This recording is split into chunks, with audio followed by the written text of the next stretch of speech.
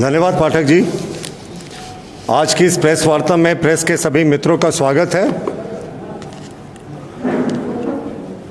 मित्रों, भारतीय जनता पार्टी एक लंबे समय से मान रही थी कि लालू प्रसाद जी जिस बंगले में रह रहे हैं, केली बंगला, वो राजद का प्रधान चुनावी कार्यालय बन गया है।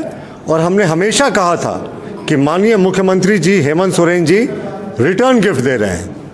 अगर आप देखें तो लगातार लालू प्रसाद जी से राजनीतिज्ञों के मिलने का सिलसिला निरंतर जारी है। आप हर एक दिन देखेंगे कोई ना कोई राजनीतिज्ञ उनसे मिल रहा है और निकलने के बाद कहता है कि यह सामान्य शिष्टाचार बैठक थी। जेल आईजी का एक बहुत ही निराधार बयान आया कि जो केली बंगला है वहां जेल मैनुअल के जो प्रावधान हैं वो लागू नहीं होते हैं। ये पूरे तरीके से निराधार बयान है। मैं आपका ध्यान आकृष्ट करना चाहूँगा, उन्होंने कहा था कि वो इलाज के लिए डिस्ट्रिक्ट एडमिनिस्ट्रेशन को सुपुर्द कर दिया गया है लालू जी को, सो जेल मैनुअल के प्रावधान केली बंगला में लागू नहीं होता। मैं आपका ध्यान आकृष्ट करना चाहूँगा, हाईकोर्ट ने 24 अगस्त 2018 को लालू प्रसाद जी को जो इलाज की सुविधा दी थी, 24 अगस्त 2018 को हाईकोर्ट ने इलाज की सुविधा देते हुए कहा था कि उनका इलाज रांची के रिम्स में कस्टडी में होगा, यानी हिरासत में होगा।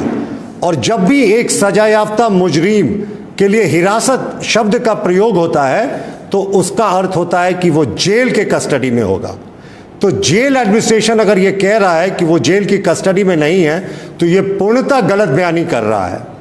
देखिए, इसके अतिरिक्त प्रिजन एक्ट 1894 का सेक्शन 3 का सबसेक्शन 1 ये स्पष्ट रूप से कहता है कि अगर कोई सजायाफ्ता मुजरिम अल्पकाल के लिए किसी दूसरे जगह में है जो जेल नहीं भी है तो भी उसे जेल माना जाएगा। तो मुझे लगता है जेल आईजी साहब को जानकारी लेकर ऐसे बयान देना चाहिए। तीसरा चीज जो है कि रिम्स में वो फिलहाल जेल मैनुअल के जितने प्रावधान हैं लालू प्रसाद पर लागू होंगे, लेकिन ये कहकर सरकार के इशारे पे जो अधिकारी हैं ये गलत बयानी कर रहे हैं और लालू प्रसाद को छूट दी जा रही है कि वो जो अपना राजनीतिक एजेंडा है, जो नियम कानून है, उसे धत्ता बताकर अपने चुनाव अभियान का संचालन केली बंगला से कर सके। देखिए, झारखंड प्रिजन मैनुअल का चैप्टर 17 का रूल 620 साफ बताता है कि जब भी कोई किसी सजायाफ्ता मुजरिम से मिलने जाएगा तो उसे जेल सुपरिटेंडेंट की लिखित इजाजत चाहिए, लिखित इजाजत। और हमें यह पक्की सूचना है कि जो मैक्सिमम लोग जा रहे हैं वो मौखिक इजाजत पे जा रहे हैं। ये जेल मैनुअल का खुलेआम उल्लंघन है। बिना जेल सुपरिटेंडेंट कोई भी सजायाफ्ता मुजरिम से नहीं मिल सकता।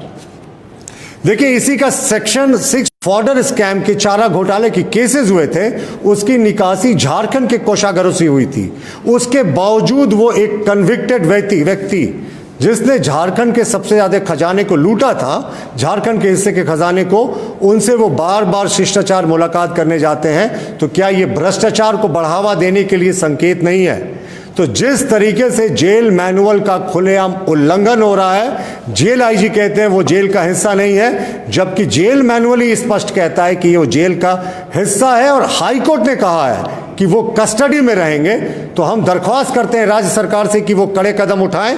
इसके अतिरिक्त 10 जनवरी 2019 को हाईकोर्ट ने लालू प्रसाद जी की बेल को रिजेक्ट करते हुए ये स्पष्ट रूप से कहा था कि अगर इनके मेडिकल कंडीशन में सुधार होता है तो इन्हें वापस होटवार जेल भेजना चाहिए चिकित्सकों के परामर्श के बाद।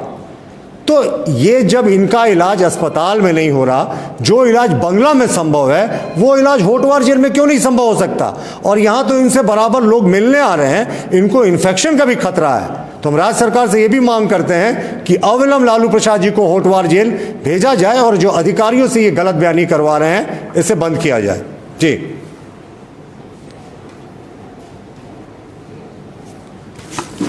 ये सारे जेल मैनुअल के प्रोविजंस और सेक्शंस हैं, आप चाहेंगे तो मैं उपलब्ध करा दूंगा, जिसमें यह साफ है कि लालू प्रसाद जी के स्तर से और राज्य सरकार की मिलीभगत से जेल मैनुअल का उल्लंघन हो रहा है।